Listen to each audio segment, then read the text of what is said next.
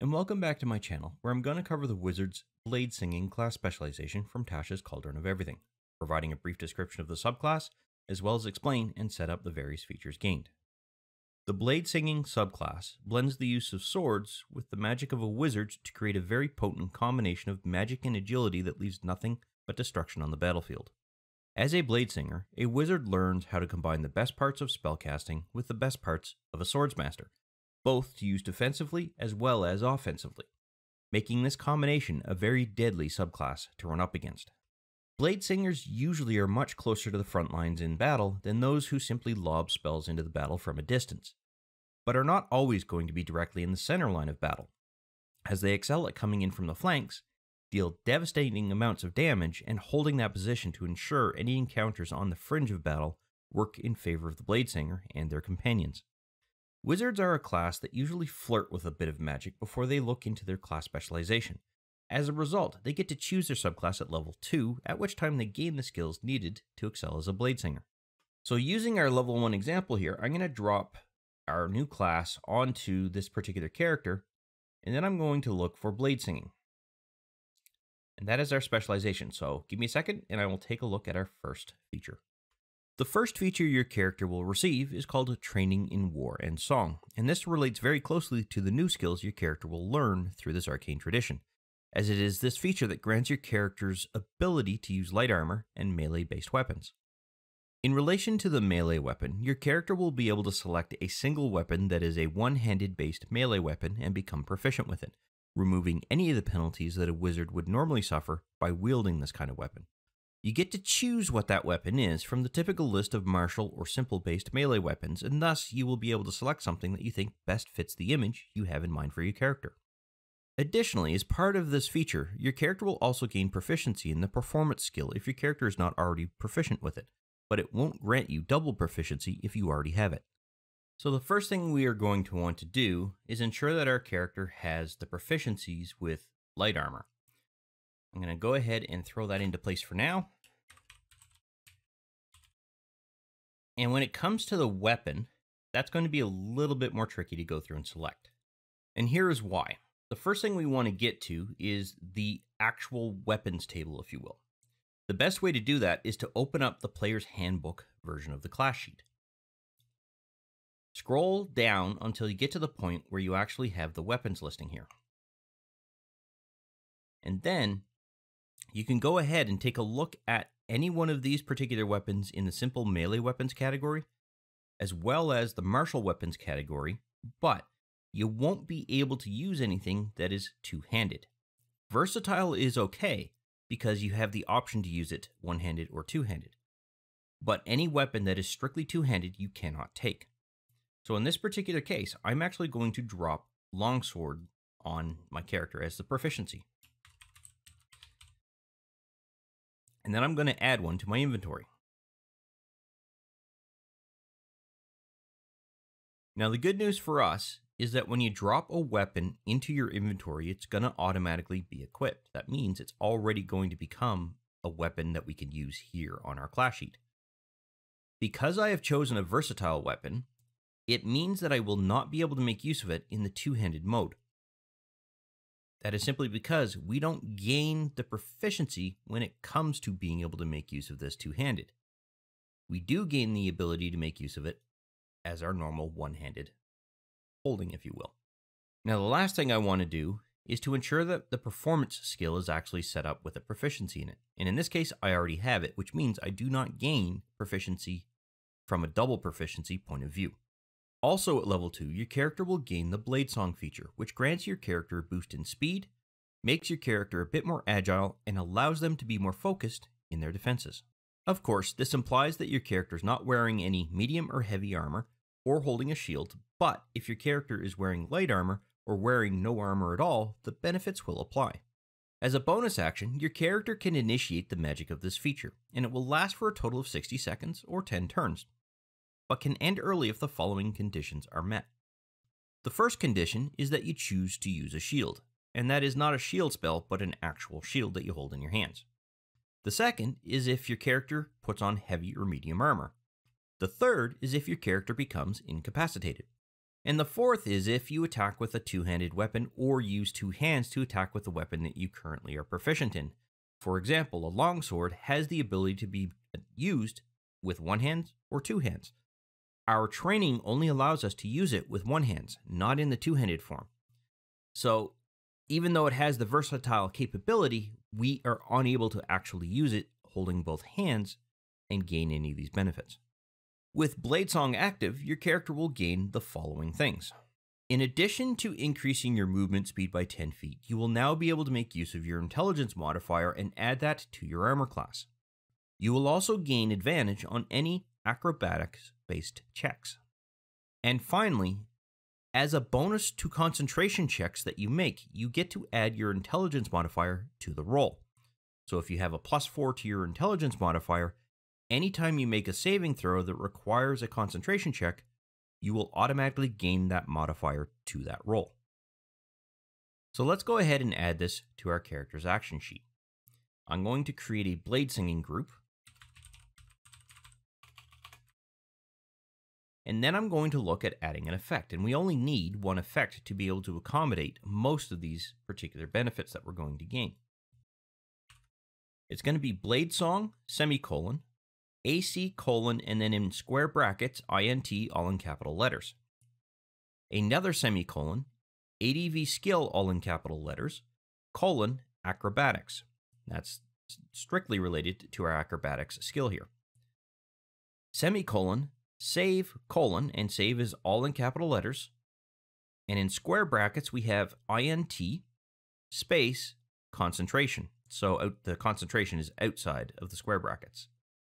This is going to last for 1 minute, and it will only ever be on your own character. And the other part about this particular feature is because it does add quite a bit of capability to your character, there is a usage limitation. And it is going to be equal to the number of proficiency points that your character has. That's how many times you can use this daily. That means that this is going to increase each time your character gains enough levels to push this proficiency bonus up. So let's see how this feature works, specifically within a combat situation. So I'm going to set up our character to have the action token. At the time that we have an action, we can make use of this as a bonus feature. So I'm going to go ahead and activate this particular feature because I'm not wearing any armor at the moment, and I do have my longsword set up in single-handed mode. I'm going to drop this onto our character. And as we can see, everything looks to have set up correctly from this point of view. Our armor class has increased by 4, even though it won't show it here. We have an ADV skill in acrobatics. We have a saving throw bonus of +4 to our concentration checks, which I will do here in a moment as a test. And it will last for a total of 10 turns. So let's go ahead and now set it up so that we can test the armor class. So I'm going to go ahead and pass the token. I'm going to let the vampire target the wizard and then make an attack.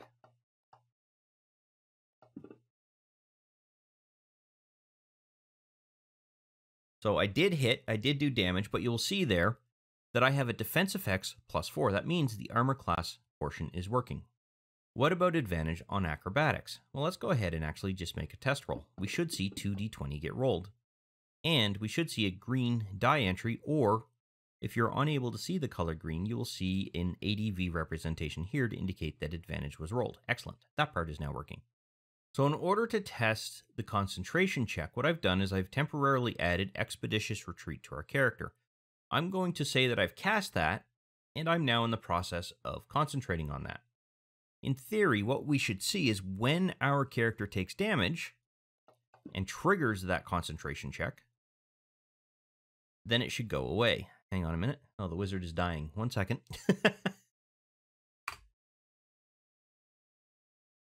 Let's deal with that first. All right.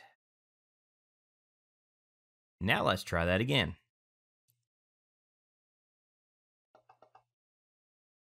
There we go. This time it triggered the concentration check. And in this case, we had a success. And you'll see here that we have a +4 effects bonus. Excellent. That means that the concentration test itself is seeing the +4 bonus. That confirms this is working the way that we want it to. The only thing we really can't deal with is the increase in movement speed, because there really isn't an effect around movement when it comes to Fantasy Grounds. I'm hoping that maybe some point in the future that becomes possible, but right now I don't think it is. So the best way to take care of that is to temporarily either add in here that Bladesong is adding 10 feet of movement, or add 10 feet to your speed here through a miscellaneous check, but then you're going to have to remember to remove that when your character finishes utilizing Bladesong. At Wizard level 5, you're going to have to make an adjustment to your character sheet, and that is because your proficiency bonus is increased from +2 to +3, which means we need to look at increasing the number of uses for Bladesong. We do that by setting up our Actions tab inside of the Preparation mode, looking for the entry where we have Bladesong here and increasing the 2 to a 3. Now we have 3 daily uses, and it is daily uses if you look here at the bottom. At Wizard level 6, your character is going to gain the extra attack feature, which is normally a fighter-based feature or an equivalent class kind of feature. But there is a twist to it. Normally, the extra attack feature would only apply to a melee or ranged-based weapon that is not a spell or a cantrip. But in this particular case, as a Bladesinger, you gain the means to use a cantrip in place of one of your extra attacks. So your character will be able to attack with a single melee attack, i.e. with the longsword, and then follow that up with a firebolt or some other cantrip. Now, the extra attack feature is not something that you add to your action sheet. You just have to remember that you now have the ability to attack twice. So what does that mean for you as a character? Well, what it means is that if you're attacking a creature, you can attack twice. So in relation to, well, let's see, we'll target the vampire here. So we can make an attack with the vampire. All right, that's a miss. Now I can either choose to attack again with the longsword or maybe use the firebolt on the vampire. So I'm going to go ahead and make an attack with the firebolt. That's still a miss. So in both cases, I missed, but now my actions are done. I do still have the ability to make use of a bonus action here, but I do not have the ability to take any other form of feature or function that will require the action capability. So I could choose to go ahead and activate the Bladesong feature if I haven't already done so, as an example. At Wizard level 9, there is a minor adjustment we need to make to our character's actions, and that is because our proficiency bonus is increased from +3 to +4. This means we need to increase the number of uses of Bladesong that we have available to our character. And the first thing you'll want to do is switch your action sheet into the preparation mode here, and then go ahead and modify the 3 to make it a 4. And that now gives you 4 complete uses of Bladesong before you have to complete a long rest. At Wizard level 10, your character will gain the Song of Defense feature, which allows you to expand on the Bladesong capabilities by increasing your defensive capacity and simply expend a spell slot to reduce the amount of incoming damage your character might be receiving.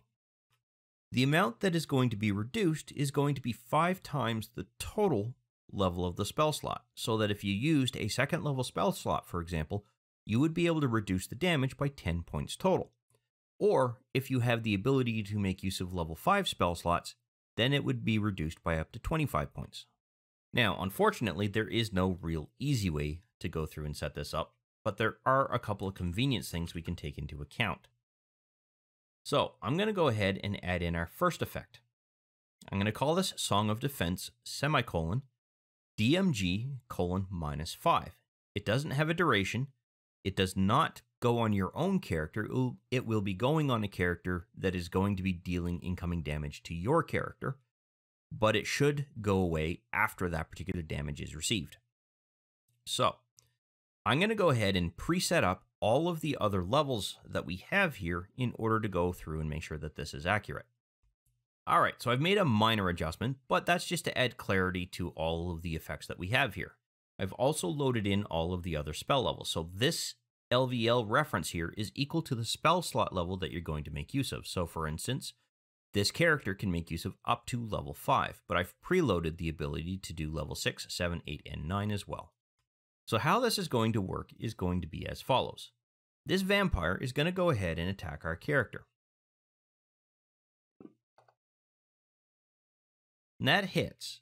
Before that vampire rolls the damage, I'm going to go ahead and make a decision on burning through a second level spell slot here in order to cancel out the damage that the vampire is going to deal to me. So I'm going to drop that effect onto the vampire. And we can see that it's there. I'm also then going to choose that I've burnt through a second level spell slot. Now the vampire is going to roll the damage. You will see that the effect has gone away from the vampire, and the amount of damage that that vampire did was reduced to 0. They rolled a 3 on the dice, but our -10 effect here took away any bonuses that they had, which I believe was a +4. Yes, that's correct. So instead of doing 7 points of damage, they ended up only doing 0. Now, if I had chosen, say, a level 1 effect here, so burning through a level 1 spell slot and the vampire did some damage, there's a chance that some damage might still sneak through. And in this case, we have. And in this case, I succeeded on whatever I'm concentrating on. So they rolled a 6, which means 6 plus 4 would have been 10 points of damage. I'm subtracting 5, means that I will still receive 5 points of damage. Now, at later levels, let's say that I want to burn through one of these 5th level spell slots. Well, now what I would do is simply, when I'm in the actions and combat mode here, which is why I set it up the way that I have, because I can just literally hover over this icon to find the level that I'm looking for, I can now drop that onto the vampire. This will be a little excessive, just to let you know. And then when they come in and do their more effective attack here, the amount of damage that they've done is going to be far less. Now, the last thing that I want to point out in relation to Song of Defense is that you can only use this when Bladesong is active. That means that you can only use it when you have this effect in place, essentially. We could theoretically go ahead and enable an if target check in relation to that, but I think you as a player should already be self-aware as to whether you're concentrating on Bladesong or not. At Wizard level 13, we need to make an adjustment to our character sheet once again. And that is because a proficiency bonus has gone from +4 to +5. And that's because we hit level 13. This means we need to increase the number of uses of Bladesong. So I'm going to go ahead and switch this to preparation mode, change the 4 to a 5, and that completes the setup of Bladesong. At Wizard level 14, your character is going to gain the Song of Victory feature that allows your character to now add their intelligence modifier to any damage dealt with their melee weapon attacks. But once again, only while Bladesong is active. So let's go ahead and add this to our character's action sheet here. So I'm going to make sure that I'm in the group mode here, copy Bladesinging, paste it into there, and as we can see, it doesn't have any effects by default. So we will want to ensure that we have one effect. Now, this is where I'm going to demonstrate the if capabilities. So Song of Victory, if, custom, Bladesong, DMG, int. What this is going to do is this is going to test your character to see if there is a Bladesong marker, which we haven't set up yet. I will do that in a second. And if so, add the intelligence modifier to the damage. That's what we're doing, and this is going to be on your own character, and it will expire on the next roll. Or you could leave it now that we have this check there because it won't apply to any other time you're not focusing on Bladesong. Now, in theory, this reference should work. So I'm going to go ahead and test that in relation to this particular check to see if we get the extra damage. I actually haven't tested this yet, so this will be new to me as well. So I'm going to go ahead and add this effect to our character. We already have Bladesong there, and now I'm going to attack the vampire. Technically, you would add this effect after you have already attacked and hit. Excellent, that is a hit. So I'm now going to roll my damage using my melee weapon. Partially resisted, and we can see here that there is a +5 to the bonus. That is perfect because we only usually get a +1 to our slashing damage here. That means that our +4 is coming into play when it comes to this damage bonus. To prove that, I'm going to remove this effect, and then I'm going to roll my damage again. We can see that we only have a +1 to our damage here. That means that that effect is working. Now, there is one minor thing that does have a bit of a concern for me. This as it stands now, would add that extra damage to any attack that was a spell-based attack. So I'm going to make a minor adjustment to this, and I'm going to ensure that I add an additional restriction on this. In theory, this should restrict this bonus to the damage specific to a melee attack. So, let's go ahead and add the effect to our character again, and execute some damage. Okay, perfect. We see that. We see that it was there. Now, if I go ahead and try to, say, roll damage for Firebolt, do I get that extra damage? No. Perfect. This means this is now working the way that it should. We're restricting the damage type. It doesn't matter whether this effect remains on your character or not, because it will only be there whenever you're making use of Bladesong, and that is set up to go away after 10 rounds. The final change that you will have to make to your character because of this class specialization will occur at level 17, specifically Wizard level 17. And that is because your proficiency bonus goes from +5 to +6, which means we need to increase the number of uses we have for Bladesong. Once again, switch your action tab to preparation mode, select the 5 there, and change this to 6. And now we are completely done with Bladesong when it comes to all of its setup. I've always flirted with the idea of playing this particular subclass, but I've had some bad experiences when it came to wizard characters that I have played, in that I've always died very early on in the campaign and tend to never make it to level 2. Now, whether I'm playing that class wrong, or the DM just really doesn't like wizards and is picking on my character first, I don't know. But in any event, I've not had the chance to try the subclass. I do believe this is a very nicely balanced variation of a combined wizard and fighter class character, and is a decent compromise versus dual classing one or the other class, as you can take full advantage of the wizard's features through to level 20 and still have some decent melee-based capabilities, including the extra attack capability, which is really what defines the fighter in a lot of ways. But this does bring us to the end of this particular video, and I hope you found it useful and informative, and I look forward to seeing you in the next one.